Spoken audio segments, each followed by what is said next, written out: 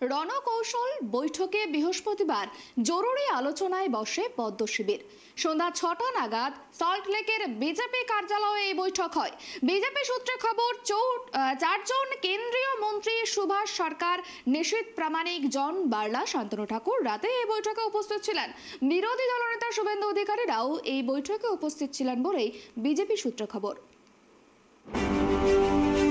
লক্ষ্য ২০২৪-এর লোকসভা ভোট, তাই দেরি না করে ভোটের ময়দানে নেমে পড়ল রাজ্য বিজেপি। বৃহস্পতিবার লোকসভা নির্বাচনে নীল নকশা তৈরি করতে বৈঠকে বসে বিজেপি নেতৃত্ব। ২০২৪-এর লোকসভা নির্বাচনে বিজেপির প্রথম বৈঠক হয় বৃহস্পতিবার। বিজেপি সূত্রে খবর, এদিন সন্ধ্যা ৬টা নাগাদ সল্টলেকের বিজেপি কার্যালয়ে এই বৈঠক হয়। বিজেপি সূত্রে খবর, ৪ জন কেন্দ্রীয় মন্ত্রী সুভাষ সরকার, নিশীথ প্রামাণিক, জন বার্লা, শান্তনু ঠাকুর রাতে এই বৈঠকে উপস্থিত ছিলেন। বিরোধী দলনেতা শুভেন্দু অধিকারীও এই বৈঠকে উপস্থিত ছিলেন বলেই বিজেপি সূত্রে খবর। সেই সঙ্গে বিজেপির কেন্দ্রীয় পর্যবেক্ষক মঙ্গল পাণ্ডেকে জরুরি তলব করা হয় এই বৈঠকে। নির্বাচন পরিচালন কমিটির ২০ জন সদস্যকেও এই বৈঠকে উপস্থিত থাকার জন্য নির্দেশ দিয়েছিল দলীয় নেতৃত্ব। মূলত রাজ্যসভার প্রার্থীদের বাছাই নিয়েই এই বৈঠকে আলোচনা হয়। রাজ্যসভার একটি আসনে বিজেপির জয় প্রায় নিশ্চিত, কারণ ৪৯ জন বিধায়কদের সমর্থন প্রয়োজন বিজেপির। এখন বিধানসভায় বিজেপির বিধায়কের সংখ্যা ৬৭ জন, তাই একটি আসনে জয় প্রায় নিশ্চিত বিজেপির। আগামী ২৭শে ফেব্রুয়ারি রয়েছে রাজ্যসভার ভোট। এদিনের বৈঠকে বুথ স্তরের সংগঠনকে মজবুত করার বিষয়েও জোর দিতে বলা হয়। দেখুন, আমার আমলে, আপনার আমলে বলে কিছু না, এটা পার্টির সাফল্য আর লক্ষ লক্ষ কার্যকর্তার পরিশ্রম। আর আমরা দিতে এসেছি, আমাদের হক আছে রাজ্যসভায় পাঠাবার।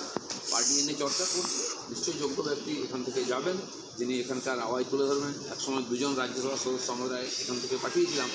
তারা হয়তো রাষ্ট্রপতির জন্য মাননীয় রূপা গাঙ্গুলি, মাননীয় এবং মাননীয় স্বপন দা ছিলেন, তারা তাদের কার্যকাল পুরো করেছেন। এখন আমরা জিতে এসে আমাদের শক্তির জোরে প্রার্থী চাইছেন। নিঃসন্দেহে আমরা চাইব সংগঠনের লোক হয়, যাতে বাংলায় এসে সংগঠনে ধাক্কা দিয়ে আমাদের শক্তি বাড়াতে পারে। দিদা, লোকসভা নির্বাচন কমিটির প্রথম বৈঠক আছে, ২০ জন কমিটির সদস্য আজকে প্রথম বৈঠক, এটা নিয়ে কি বলবেন? এটা তো একটা প্রক্রিয়া, রুটিন প্রোগ্রাম। কমিটি ঘোষণা হয়েছে, তার প্রথম বৈঠক হচ্ছে, সার্বিকভাবে আলোচনা হবে সব কিছু। কেন্দ্রের নেতারা আসবেন, তারাও কেন্দ্রের যেটা বক্তব্য নিয়ে আসবেন, আমরা এখানকার পরিস্থিতি বলব। প্রসঙ্গত, সামনেই লোকসভা নির্বাচন। রাজ্যের শাসক বিরোধী ২ শিবিরই ভোটের ময়দানে নেমে পড়েছে। কেন্দ্রীয় বঞ্চনার বিরুদ্ধে রেড রোডে ধর্নায় বসেছে তৃণমূল। পাশাপাশি আগামী ১৬ই ফেব্রুয়ারি সাংসদ, বিধায়ক, জেলা, ব্লক সভাপতিদের নিয়ে বৈঠক ডেকেছেন অভিষেক বন্দ্যোপাধ্যায়। তাই অবস্থা বুঝে তৃণমূলকে আটকাতে পিছিয়ে নেই বিজেপিও। স্বরাষ্ট্রমন্ত্রী অমিত শাহ অনেক আগেই রাজ্য থেকে ৩৫টি আসনের লক্ষ্যমাত্রা দিয়েছিলেন। তা মাথায় রেখে বৃহস্পতিবারের এই বৈঠক বেশ গুরুত্বপূর্ণ ছিল বলেই মনে করছে রাজনৈতিক মহল। Bureau report, tribe TV.